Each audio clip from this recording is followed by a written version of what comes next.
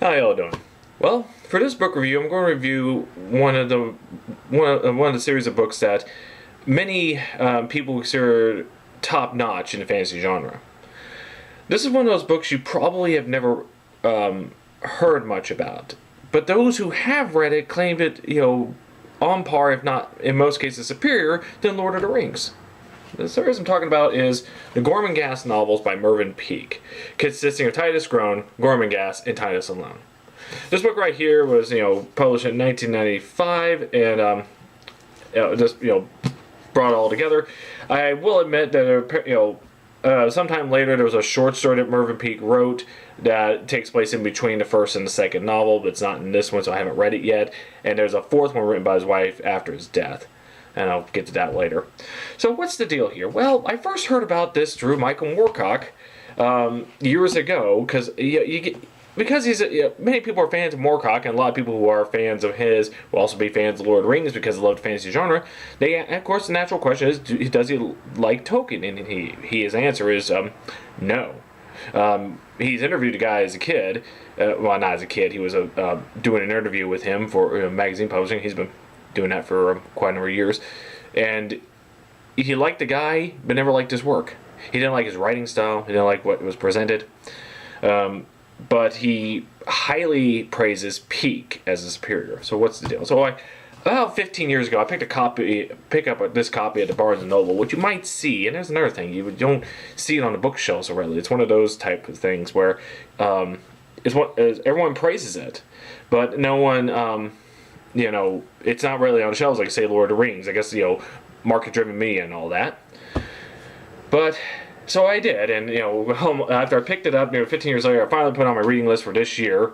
Well, actually, it was about late 2017 when I read Wizardry Wild Romance, again, by Michael Moorcock. This is his book about his views of fantasy, what is good about it, what are people doing bad about it, his critiques and everything. And he always praised Mervyn Peake, as for his writings. Now, fair warning: if you are interested in fantasy because of the fantastical elements, like the various creatures or the semi-medieval settings, it's derived from, or the magic and things like the enchantments, the series doesn't have much of that. But it is considered a form of fantasy because it takes place in an imaginary world. It does take place in the first two books in particular does take place in a pseudo-medieval setting. It all takes place in this huge, massive castle and the lands around it. But it's a character-driven story and intertwined with the setting itself. It's similar, it's not like Lord of the Rings at all. It's more like Charles Dickens, written in a gothic setting, and with humor entwined into it to add to that. So, for the case of this video, I'm going to section it off, for each book. My advice is, after you watch the part where Titus Groan was, if you're interested, stop and read the first book, because when you get to the second one, I may inadvertently have to explain things that may spoil what happens in the first book. It's just the nature of it, trying to explain the events after I explain when I'm trying to continue on the whole series. I'll try to do my best, because I don't script these, but I can't promise you anything. So this is fair warning. So there's possible spoilers as the further go along. But if you're interested, you get the three books right here. But also don't neglect the short story. I think it was a Boy in Darkness or something like that, which is a short story. It's not vital, but it is part of it. But it's not in this volume. I think it's done separately. And there's a fourth book written by Peake's widow after he died. And I'll get to, when I get to the third book, it's going to be quite tragic hearing about this guy. Well, so let's go about this. Let's talk with Titus Groan.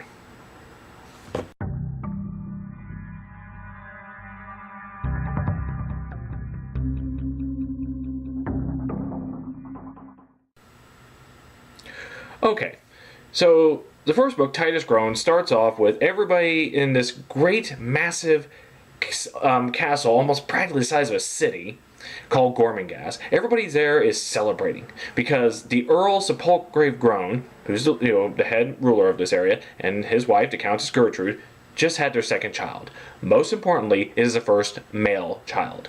This child, Titus Groan, will inherit everything from his father. This is not just a typical, the future king sort of thing, because intertwined into everyday aspects of the ruler's life is steeped in heavy ritual. They cannot derive from this. It's something that Titus has to be. He's going to be part of rituals from the time from not so long after he's born to as he's growing up to when he takes over his father's place. It's going to be every day in his life. And his father had to do this, and his previous answer up to. Titus is the seventh Earl, and this been going back 76 generations. He's going to inherit all this. This will later become a problem with Titus as he grows up here, because he's not going to like this. But the first novel covers just about before the main character, Titus Groan, is 2 years old. Okay, so we don't get too much insight of him, but the events around him. The environment he is, we're introduced to the characters and the setting, and what all is involved in this. So, what type of characters are we dealing with here? Well, let me... I'm going to look through Wikipedia. It's a good way to how it organizes everything. So in case I don't forget something like this. Let's see. Oh, wait, let me go back here. Okay, so you got the Groan family themselves. You got the Sepulchrave Groan, who's lived his life doing all the rituals and trying to do what ruling he can for the city of Gormenghast, but his only spare time he likes to spend in his library. He praises and loves his library. It's massive, where all the rituals are, and so that's his love and where he centers himself at. His wife Gertrude, okay, I had to admit when I first read her description, she very ugly woman, but it seems you don't really sympathize for her at first at all. She wants to spend more love and time and care to her precious white cats, which she has in a special room, and to the birds she always invites and she feeds and calls to them and all that. As for her son, as well as her daughter, their first child, she doesn't pay attention to any of them really. To her son, who she understands is of major importance really as a future ruler of Gormenghast, she told the nanny Slag, bring him back when he's 6. She puts the care of her own son to a nanny who also has to get a wet nurse for him to help raise him. At the same time, this nanny she's short, she's senile, she's old, complains all the time, but she's, she has to do what she can. She soldiers on through this. You're going to start to see this is not a very functional family. And then we have the daughter, Lady Fuchsia. Now, at this point in the book, she's around 15 years old. She is a very spoiled. Her parents don't give her much attention. She lives in her own imaginative world. She dreams of all the romance and everything. In her bedroom, behind her bed, there's a secret passage leading up to a series of about 3 rooms where there's pictures, broken things and toys, paintings, books, and passages, where she lives in a world on her own secret place. It's her, very special world where nobody knows about it. She likes it that way. Not even her nanny knows about it. She would have her nanny fetch something into her own. When she comes back, she's gone. She didn't leave her room. She just went to her secret areas. So you kind of get to see. So she's very self-absorbed in her own, way as well. Then we got the the Earls, Earl Sepulchrave's twin sisters, Cora and Clarice. They're identical twins. They dress the same, kind of a purplish. They're dressed in these dark and purple. Black and purple dresses. They are not very intelligent. They suffered, a stroke. Both of them suffered a stroke when they were young, so they can't move their left side, but they dream of power. In fact, they blame the Countess Gertrude, Earl Sepulchrave's wife, from stealing the power that's rightfully theirs. Because with power, they can tell people what to do. So, but they live in a very isolated. They live in a west wing, of the Gormenghast, in their room, there was a tree growing on the side of the building. It's kind of one of the most interesting imagery of this entire of the book. In fact, the whole place Gormenghast would be interesting to explore. But we also have other side characters as well. That's just a family. You also have Mr. Flay, the Earl's chief assistant, does everything for him, and he again, he's served for a long time. He's an old man, but he still is loyal to the end. He later, in a side story, he gets into a nice little rivalry with the chief cook, Swelter, a big, bloated, disgusting being who serves as the chief cook. Of course, he's a chef. And so there's an issue there. Then we also got another side story involving the wet nurse that was hired for the new Earl to be Titus Groan, Keta. She comes from the Bright Carvers, which is a group of people outside the city who are kind of bigoted, distrustful of anyone outsiders, and very mean-spirited towards each other. And they focus that in their competition to do these wooden carvings that they will present in a ritual. That the best ones are sent to the gallery archives to keep clean and all that, and the rest are burned and they try again. Keta is among these people.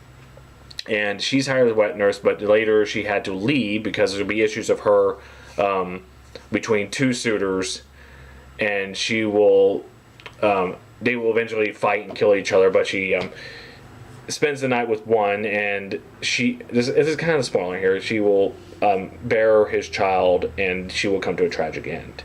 We won't know what happens to the child. So that's a small summation of the cast and characters. The setting itself, as I was saying, this series intertwines itself with the setting itself. The setting of Gormenghast is a very vast castle that runs like some of a city-state, and it's about the size of a city. There are places there are areas that are kind of patched together. It wasn't built all at once, of course. It's like new areas were built over time. A lot of it is crumbled. A lot of it's locked away. There are secret passages nobody knows about, and so they work within the one area. They work within areas they know, and that's kind of where a lot of the intrigue and with some of the dangers about this place is, especially when we talk about the antagonist, which I'm going to get to right now. That is a young man named Steerpike. In the beginning of the book, Mr. Flay comes across this young man from the kitchens trying to escape Swelter, and he's begging Mr. Flay to help him take him out. Mr. Flay takes him to a room where, in this room he can peep on certain areas, certain rooms, listening to conversations, and of course Steerpike, this young man about 17, tries to appear scared and and everything. He overhears a part about the new Earl to be, how ugly it is. It has violent eyes, and all that, and he says, he threatens to, he'll spread this rumor about to the city, if he doesn't take him out. Mr. Flay had none of it and tries to lock him out. Locks him in a room. You don't do that to the family here. You don't bring shame, to everyone like that, or spread bad rumors like that. Steerpike, who will become the villain, escapes, climbs through the rooftops. And there's a lot of chapters discussing how his struggles to try to go from rooftop to rooftop, clinging to his life, literally, of course, just so he can finally reach, and then climbing some vines into Lady Fuchsia's secret rooms. And from there, he puts on his fast wit and charm to convince her that he is useful if she can take him to someone who could make use of his bright abilities. And he is smart. He's very, he can be charming, very methodical, and she takes him to Dr. Prunesqualler, another couple of characters, the Prunesquallers, the Dr. Prunesqualler and his sister Irma. Prunesqualler is described as very tall man with big round glasses, shock hair, speaks incessantly to an annoyance of everyone else with his words. But he's a good doctor. He serves the Groan family and others. And his sister Irma is a woman who is, you read her description, she's not very attractive, but she is vain, and she wants somebody to come into her life and make her his wife. We'll get to that in the second book here. So that should, with a few minor characters involved, that should be the gist of the majority of characters. There's a couple left out. You got the Master Ritual Sourdust, and he is the one who's responsible for ciphering all the rituals, and finding out how they need to be done. These rituals are highly detailed and encompass everything about the ruler of Gormenghast. They don't. A lot of them they don't understand the purpose anymore. But in trying to perform it, I'll put it to you this way: they talk about in one ritual. The way how it's performed, it will be performed quite differently if the Earl was of a different height, and if his height was different than what it was, that would mean different clothing, different gestures, different words to go with it. It's that type of detail about these, and the author Mervyn Peake, I think he picked this up from his early years in China. When he was a young boy, he lived in China for a while, and he got to witness this among the higher classes of Chinese society. So I think that's how he integrated that into his stories. So here we are. We got this very dysfunctional family living in a very living in this old castle that's crumbled apart here and there, and it's steeped with rituals and all that. They got a new son trying to train into all this, and you got Steerpike, who is going to, while escaping the kitchens, will intertwine himself into the affairs of the Groan family and try to rise up in power against them. So he's the main antagonist. So hopefully with that you get an idea of what's going on. And as I said, throughout the course of the events, there's some tragedies that occurred. There are some events that happened, but in the end, it ends with the Titus Groan, less than 2 years old, becoming the Earl of Gormenghast. So that ends the first book right there. So now we're getting on to the second book here.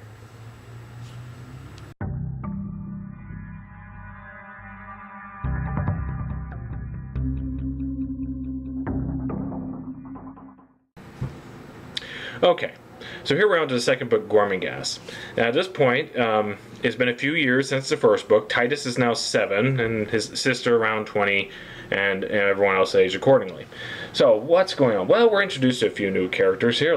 Since Titus is now attending schooling, he, as well as his upbringing as the new Earl, with all the rituals he has to deal with, which he hates, we're introduced to the professors. Very interesting cast of, a lot of them unlikable, except for Belgrove. You gain sympathy for him. Belgrove we focus on intently. He will become the new headmaster after the tragic events of the previous headmaster. And these professors, particularly Belgrove, will have some tries to be involved in Titus's life and his upbringing, knowing his importance and everything. But they come to a part in the side story where the Dr. Prunesqualler's sister Irma is going to use these guys and pick from them someone to be her future husband. So there was this series of chapters that talk about the events of bringing this party and the party itself, which I found very funny. As I said before, humor is intrigue interwoven into this. And so there's that, and as Titus, not, being just a typical school kid, but he's not liking his what he understands as his role as he likes the fact that the city is his and all that, so he's high up in society, but he doesn't like the pointless, endless, continuous rituals that are part of his everyday life. And so one day he sort of runs off, instead of attending to school, he just rides off, and then he doesn't survive very well. He doesn't have much outdoor knowledge, but in the course he finds something out in the woods, this very shadowy type creature that seems to run around the trees and the ground very effortlessly, and simply known as a thing, this sort of feral girl that's around here. He's fascinated by this person. He becomes almost obsessed with this being. And so he's, throughout the book, he's going to try and find out who this is and what he finds interesting about her. Now, as for Titus's family, the Countess, she's still sees him very rarely. The twin sisters, Cora and Clarice, are officially committed suicide. Actuality, they're locked in a room, convinced by Steerpike, who that there is a plague out, and in order for their safety, they need to be quarantined in his room. They must never leave. They're getting a little tired of Steerpike. See, in the first book, Steerpike uses their desire for power and takes advantage of their stupidity and their desire to rise up, to try to do something horrible to the Groan family. It fails, but because they can link him to those events, he locks them up. But the twins are getting a little tired of how he's treating them, and they plot a little something against him. Now, as going back to Titus, who runs off in the woods and finds the thing, he starts to get, he doesn't survive very well, and is later found by Mr. Flay, who has been banished in the first book. But he finds him, and while he's living quite well outdoors and all that, he's still loyal to the Earl and his son, so he tries to help him out where he can, tries to tell him to follow his responsibilities and everything. Fuchsia, the Lady Fuchsia, well, she's grown up a tad, but because she's not just as well ignored by her mother and so forth, she develops a good, close relationship to her brother, Titus, who in the beginning of the first book, she hates Titus. She hates the fact that she has a little brother, because now she's no longer who they go to when Earl dies, because she would burn Gormenghast to the ground if she ever becomes a ruler. That's because she was a young girl by then. She grows up a little bit and develops a good relationship with her brother. And it's one of those you feel more sympathy for. But throughout all this, Steerpike is still rising to the top as much as he can. What happened was he's, in the first book, he gets accepted as an apprentice to Barkentine, the new master ritual, since his father, Sourdust, dies. So it's now Barkentine doing all the rituals, and he is teaching Steerpike to how to do this job in case something happens to him. So that's a further leg up for Steerpike to interweave himself into the society of the castle and try to usurp the Groan family as he could. He's also on his side trying to manipulate the Lady Fuchsia. She's a young woman. He's a man who's only a couple of years younger, so he's going to try to use her to his own ends. But at this point, we're starting to see the Countess conversing with Dr. Prunesqualler of her distrust of Steerpike, and Mr. Flay also helps out as well. So it's going to come to some major events to where Steerpike, trying to be the cold, calculating, charming person, looks like he's trying to do all the family. He's now trying to take over, and now it's a case of when will they find out and how will they stop him? And even then, after all that, what will Titus do? Will he gain his freedom away from the castle and everything, or take his responsibilities? Because he's got that conflict as well. And there will be more, in the first book there's some tragedies, some of the characters and events specifically done by Steerpike, and there'll be a few more caused by him. But I'll leave it to you to see how it's resolved. So, on to the third book.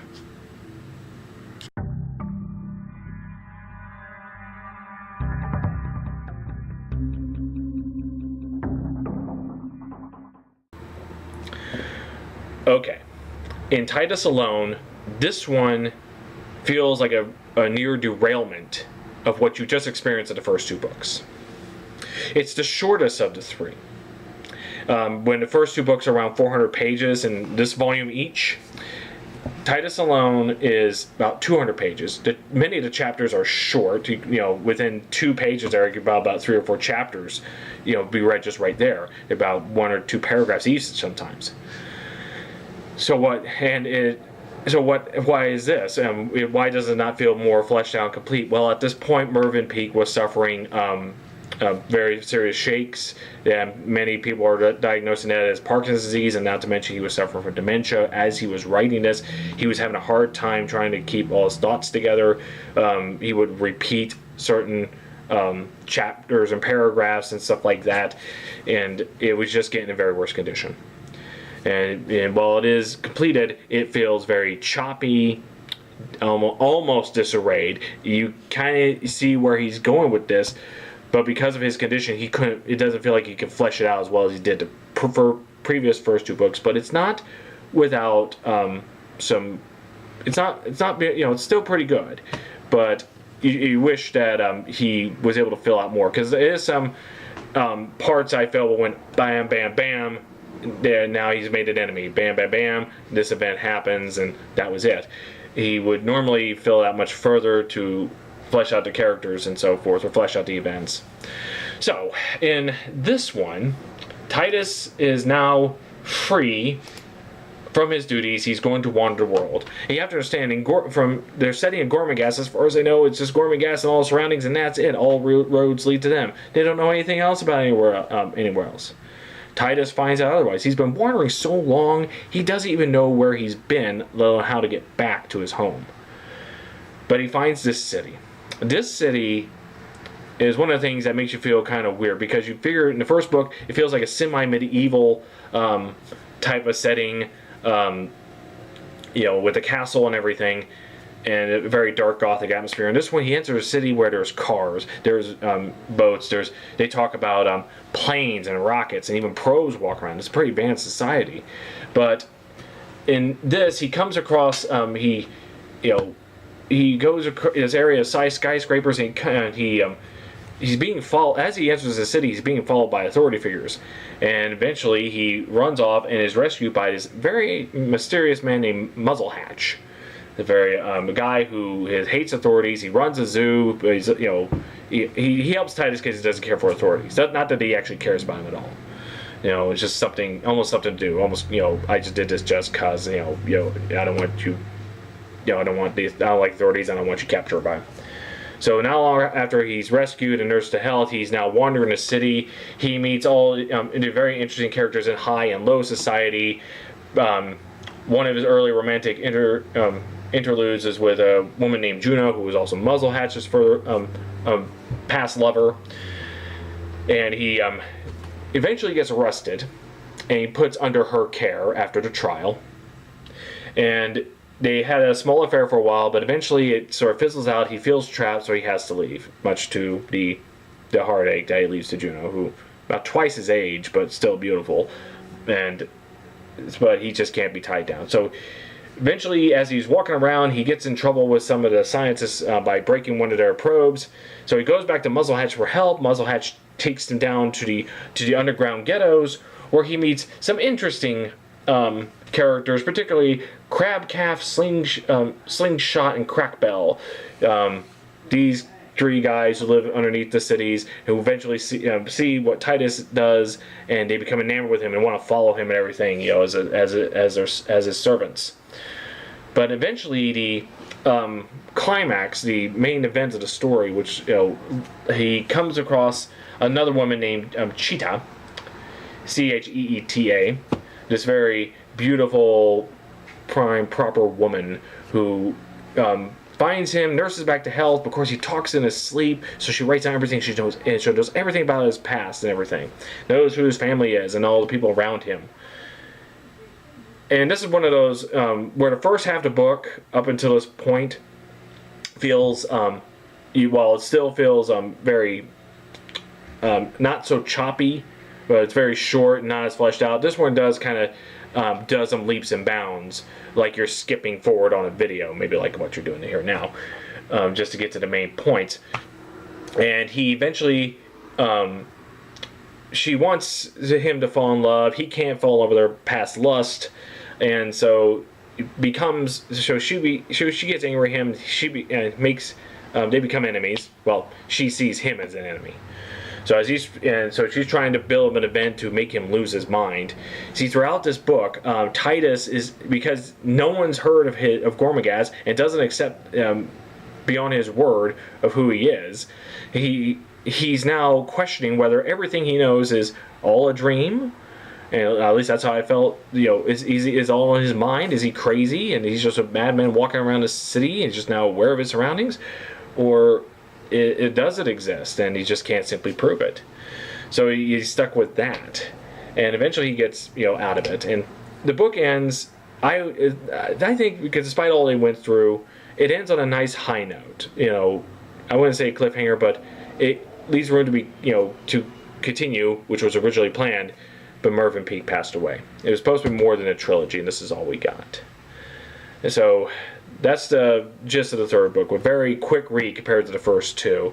And while I understand not everyone can enjoy it, I can see what the author was doing. And I just wish he was in better health to maybe expand the book and flesh out the areas more like he did the first two, and maybe hopefully write the fourth one before he passed away. So that's Titus Alone. Let's talk about what I think about it.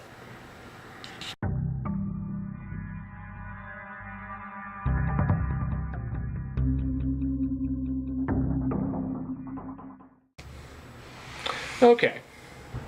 So what did I think about this series? Well, I enjoyed it.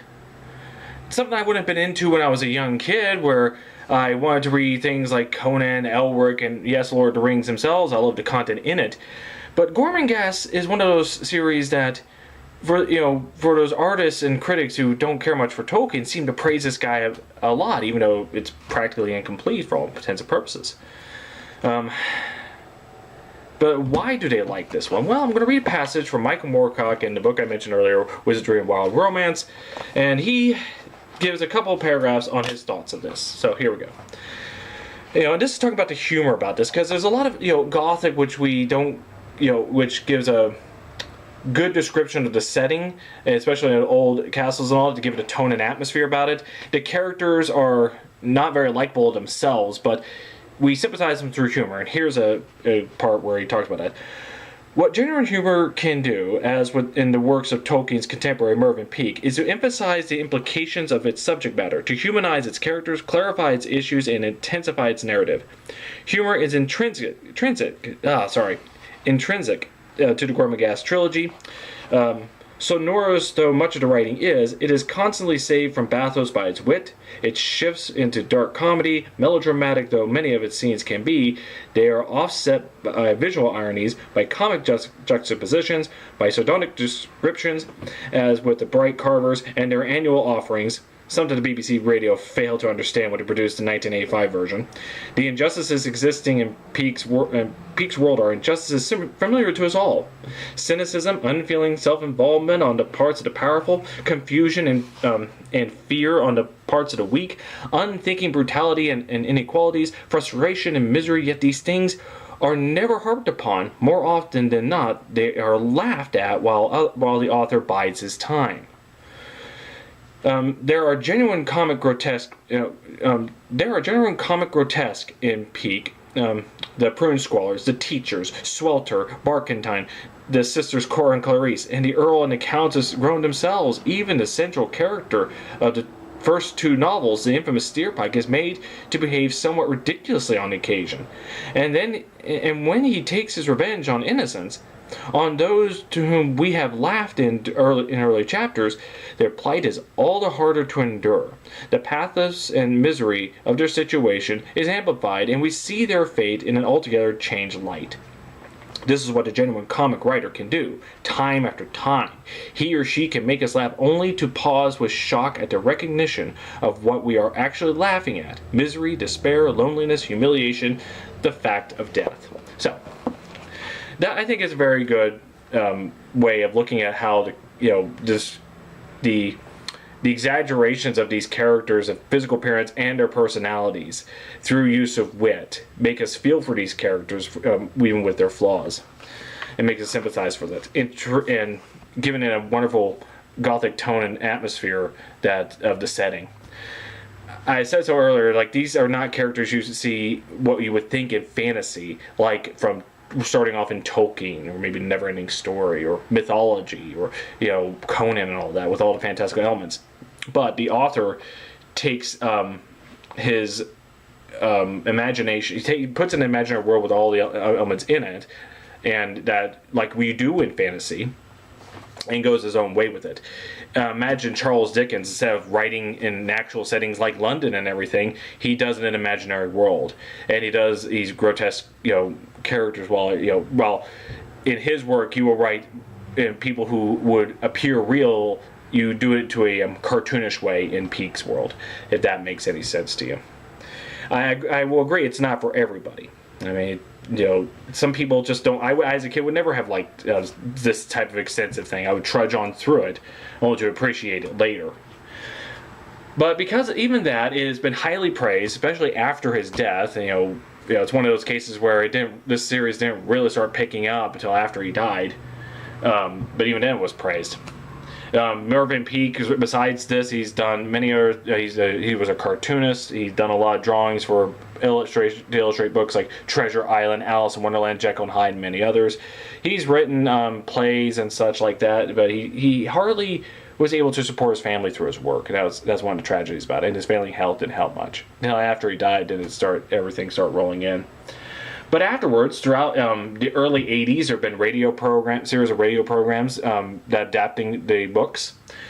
In 2000, and you should be able to find this on YouTube, there is a 4-part BBC series called Gormenghast that, in 4 parts, it adapts the first 2 books. Doesn't go to the 3rd book.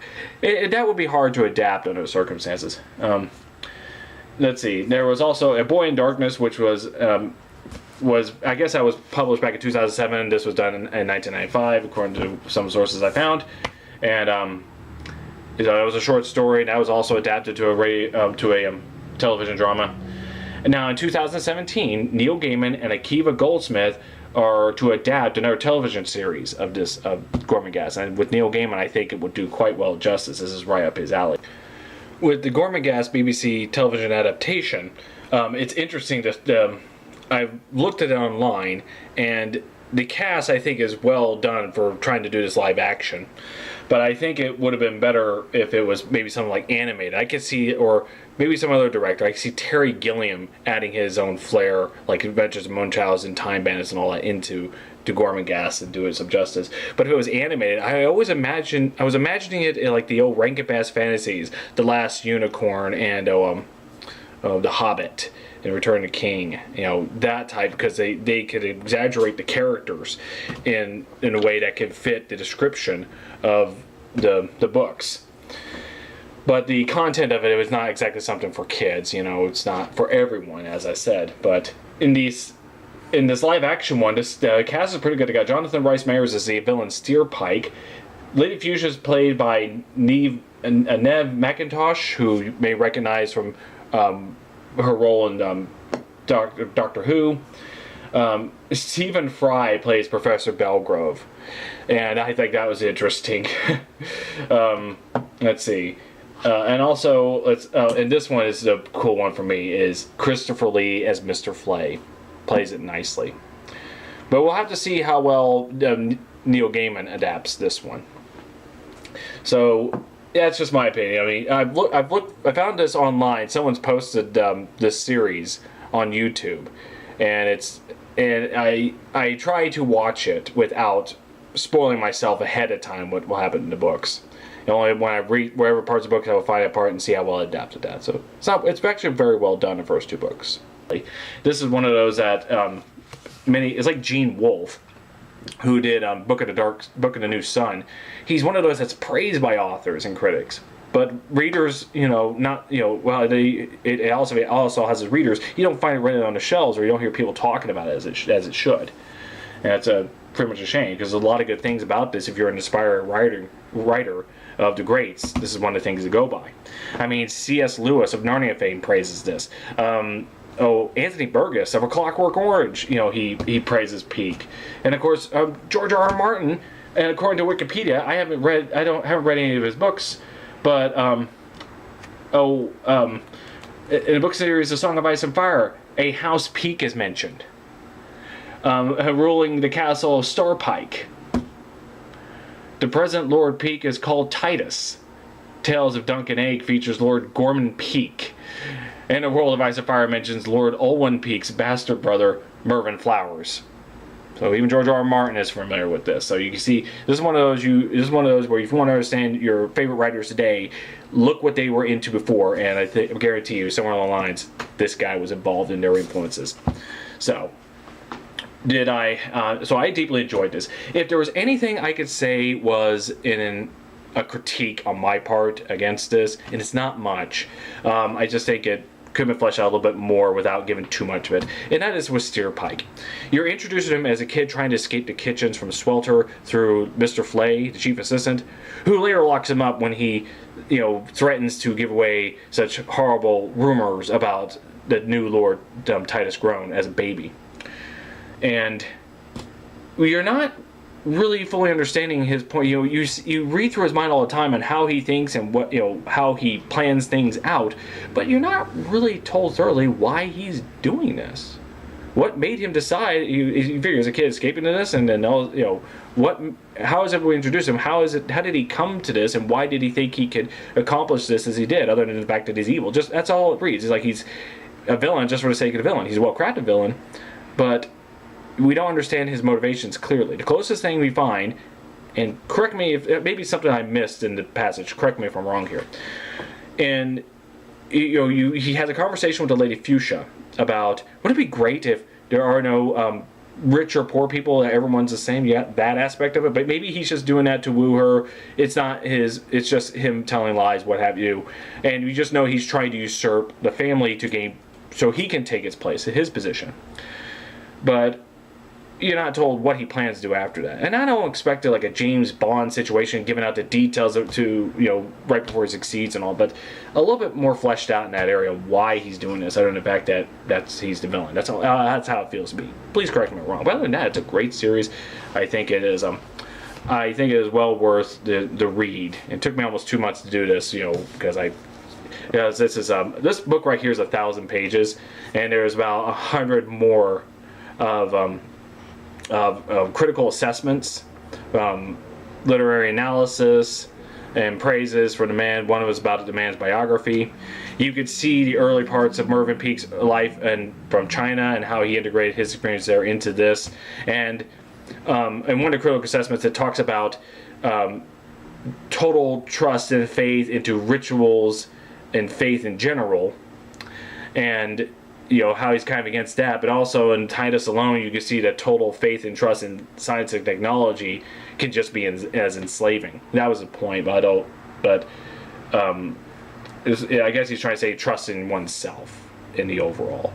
So here is a good trilogy of books, and despite the fact that there could have been more, I think it leaves just enough on a high level to be hopeful for the character in the future, despite his flaws as well. Because in the third book, he does a lot of crappy things too, but you could all hope it's for his development and where he gets out of that. So there you go. The Gormenghast novels by Mervyn Peake. I think if you're into serious fantasy, the 3 books alone, Titus Groan, Gormenghast, and Titus Alone, a volume like this. But don't forget A Boy in the Darkness, which is a short story. You should be able to find that. And his widow was able to write Titus Awakes, which I've yet to read either the short story and Titus Awakes, but hopefully one of these days I get to it and maybe get some sense of closure about this. So there you go. Mervyn Peake's The Gormenghast Trilogy. Check it out. Thank you all for watching. You have a nice day.